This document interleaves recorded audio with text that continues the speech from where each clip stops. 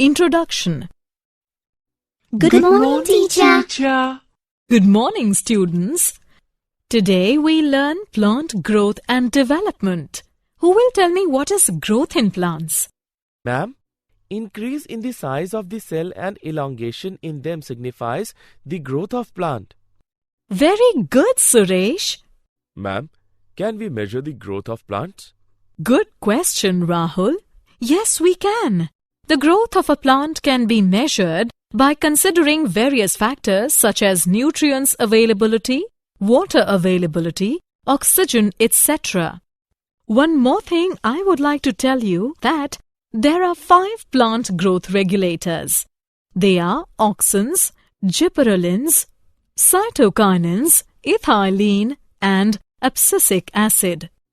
Okay, now it's time to learn about plant growth and development. Objectives. At the end of this lesson, you will be able to explain growth in plants, explain phases of growth, define growth rates, to know quantitative comparison of growth, explain conduction for growth, define differentiation, dedifferentiation, and redifferentiation. Define development, explain plant growth regulators, describe photoperiodism, describe vernalization. Growth. An irreversible increase in the size and number of the cells by division and enlargement is called growth. In plants, the growth generally is indeterminate. Plants have the capacity of unlimited growth because of the presence of meristems at certain locations on their body. The cells of meristems are capable of dividing by their own. When new cells are added in the body of the plant due to the activity of meristem, it is called open form of growth. The root apical meristem and shoot apical meristem are primarily responsible for the elongation of the plant along its axis. In dicot plants, the lateral meristems, vascular cambium, and core cambium are responsible for secondary growth of the plants.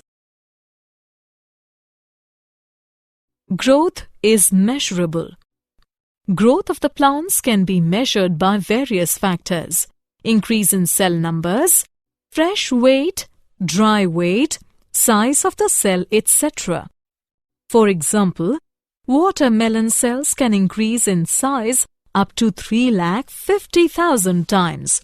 Increase in surface area shows the growth of leaves. Phases of growth. The period of growth is divided into 3 phases: meristematic, elongation, and maturation. Meristematic phase.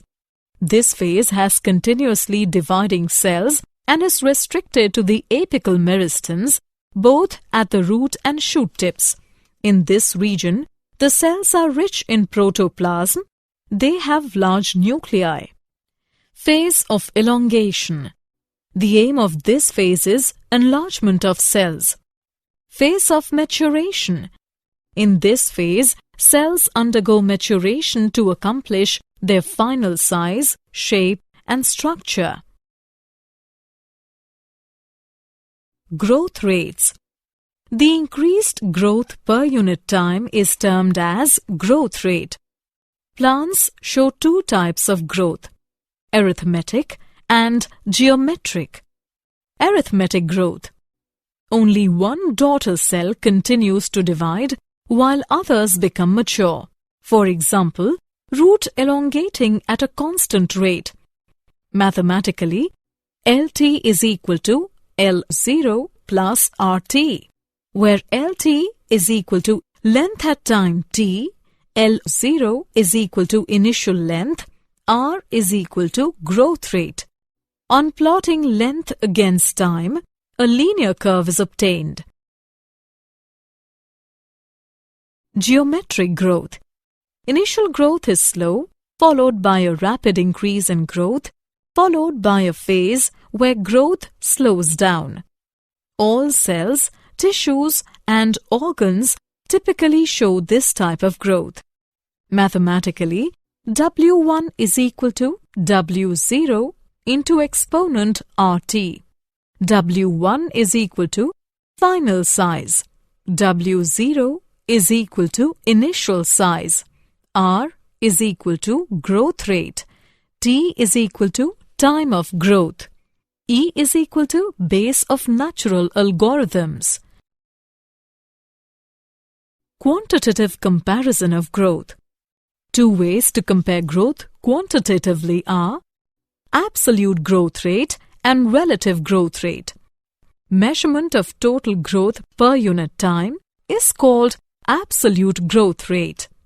An absolute increase is shown in the areas of the leaves A and B to form leaves A1 and B1. Growth of given system per unit time is called relative growth rate. In the given figure, both leaves increase by 20 cm square, but a relatively greater growth has occurred in leaf A. Conditions for growth. The conditions necessary for growth are nutrients. Enough supply of nutrients is necessary for synthesis of protoplasm and act as a source of energy. Water. An adequate supply of water is essential for growth. It maintains cell turgidity, which enhances growth. It also provides medium for enzymatic reactions. Oxygen. It is vital for respiration and for release of energy. Temperature. The most desired temperature for growth is called the optimum temperature, and it ranges from 28 degrees to 30 degrees Celsius. Temperature above 45 degrees Celsius coagulates and damages the protoplasm and stops growth. Differentiation, dedifferentiation, and redifferentiation. Differentiation is the process by which meristematic cells undergo changes in the structure, shape, to perform the specific functions. For example, after the DNA synthesis of the protoderm cells, cell expansion takes place and it forms immature trichome. After that, nuclear migration takes place and then branching occurs and then it reaches to maturation stage. Dedifferentiation. Dedifferentiation is the process by which the already differentiated or mature cells get back the power of division and become meristematic. Redifferentiation. Redifferentiation is the process by which the meristematic cells formed by dedifferentiated cells undergo changes in the structure and shape to perform the specific function. Development. Development is the series of the changes in which organisms undergo in their way from the embryonic state to maturity, that is, from lower state to higher state of organization. Plants undergo different pathways in phases of life in order to form different kinds of structure. This is termed as plasticity. If different shaped leaves present on the same shoot or on different shoots of the same plant, it is called heterophyly. For example, water crowfoot, water startwort. Plant growth regulators. Characteristics. In all the plants, there occurs minute quantities of certain chemical substances that regulates growth and differentiation. These are called growth regulators. A growth regulator may be defined as an organic substance produced naturally in plants controlling growth and other functions at a site remote from its place of production in minute quantities. These are auxins, gibberellins, cytokinins, ethylene, and abscisic acid. The discovery of plant growth regulators. In the last 60 years, a large number of growth regulators have been isolated from plants. The first indication of their existence was given by Darwin 1880, who was studying the bending of the coleoptile of a grass towards light. He found that the light falling on the tip of the grass coleoptile causes some influence. This influence is transmitted downward and causes the coleoptile to bend towards light. F.W. went isolate auxin from the tip of the coleoptiles. E. Kurosawa reported the appearance of symptoms of Bacony disease of rice seedlings is uninfected rice seedlings when they were treated with sterile filtrate of fungus Gibberella fujikuroi. Gibberellic acid was later isolated from the fungus. The discovery of plant growth regulators. F. Skoog observed that callus proliferates in the tobacco plant only if, in addition to auxin, the nutrients are supplemented with extracts from the vascular tissue, yeast. Skoog and Miller later identified cytokinesis, a promoting active substance, and named it kinetin. 3 independent workers reported 3 different kinds of inhibitors in plants: inhibitor B, abscission 2, and dormin. Later, all the 3 inhibitors proved to be chemically identical and name it abscisic acid, ABA. It was found that volatile substance being released from ripened oranges leads to the ripening of unripened bananas, and that was confirmed by Cousins. Later, this substance was found to be ethylene. Physiological effects of plant growth regulators. Auxins. Indole acetic acid is the main natural auxin. Indole butyric acid is also isolated from the plants. Examples of synthetic auxins are naphthalene acetic acid, 2,4-dichlorophenoxyacetic. All these auxins are very useful in agricultural field. Physiological effects of auxin on plants. Suppression of lateral buds by apical bud is called apical dominance, and it is found due to transportation of auxin. Auxin stimulate cell division in cambium as well as in the primary meristems. Cell elongation is an important role played by auxins. Auxins have the differential action on shoot tip and root tip. Induce root formation at low concentrations. Prevention of leaf falls by suppressing the formation of abscission layer. Seedless formation of fruit is induced by auxins. It is also termed as parthenocarpy. Gibberellins. Gibberellins come under the category of plant growth regulator. Physiological effects of gibberellins on plants.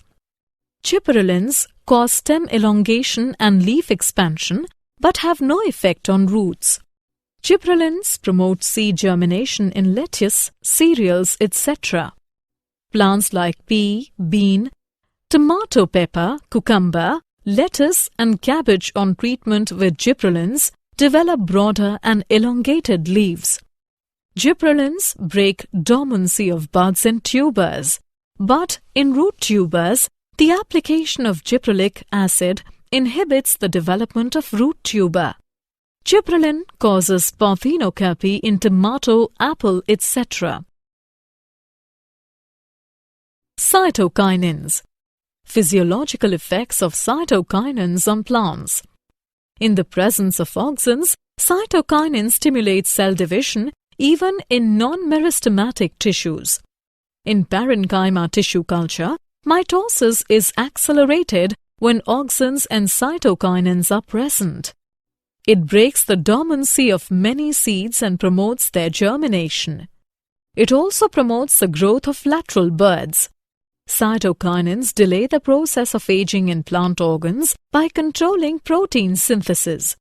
It also helps in accumulation of salt in plant cells. Ethylene. Physiological effects of ethylene on plants. It modifies growth by inhibiting the elongation of stem and roots. It inhibits the growth of lateral buds and causes apical dominance. It accelerates the abscission of leaves, flowers, and fruits by formation of abscission layer. It retards flowering in most plants but induces flowering in pineapple, mango, and many other plants. It increases the number of female flowers and fruits in cucumber plants. Abscisic acid. Physiological effects of abscisic acid on plants. It acts as a stress hormone as it stimulates the closure of stomata. It inhibits shoot growth but does not have much effect on roots. It induces seeds to synthesize storage proteins. It also increases the tolerance of plants to different kinds of stress. It acts as antagonist to gibberellins. Photoperiodism. The ability of plants to respond to the relative length of day and night to which the plant is exposed is called photoperiodism. The flowering response of the angiosperms falls into three categories. Short day plants. These plants initiate flowering when the length of the day becomes shorter than a certain critical length. If these plants expose for the length greater than the critical length, then they will remain vegetative. Example of short day plants are cosmos, dahlia, etc. Long day plants. These plants induce flowering when day length exceeds critical day length. Example of long day plants are barley, sugar, etc. Neutral day plants. These plants flower regardless of the exposure of light. Example of neutral day plants are sunflower, tomato, etc. Vernalization. Vernalization is a process in which plants expose to low temperature in order to increase the flowering. Many temperature plants have the requirement of vernalization in order to initiate or accelerating the flowering process. Many plant species include some ecotypes of Arabidopsis thaliana, and winter cereals such as wheat must go through period of winter. Many biennial species have the period of vernalization which can vary in temperature. Did you know? Lateral root develops from pericycle. GA3 induces the mRNA synthesis for alpha amylase enzymes in allurone cells. Summary. Let's summarize what we have learned. An irreversible increase in the size and number of cells by division and enlargement is called growth. Three phases of growth are meristematic, elongation, and maturation. The increased growth per unit time is termed as growth rate. The conditions necessary for growth are nutrients, water, oxygen, temperature. Differentiation is the process by which meristematic cells undergo changes in the structure, shape to perform the specific function. Dedifferentiation is the process by which the already differentiated or mature cells get back the power of division and become meristematic. Redifferentiation is the process by which the meristematic cells formed by the dedifferentiated cells undergo changes in the structure and shape to perform the specific function. Growth regulators are auxins, gibberellins, cytokinins, ethylene, and abscisic acid. The ability of the plant to respond to the relative length of day and night to which the plant is exposed is called photoperiodism. Vernalization is a process in which plants expose to low temperature in order to increase flowering.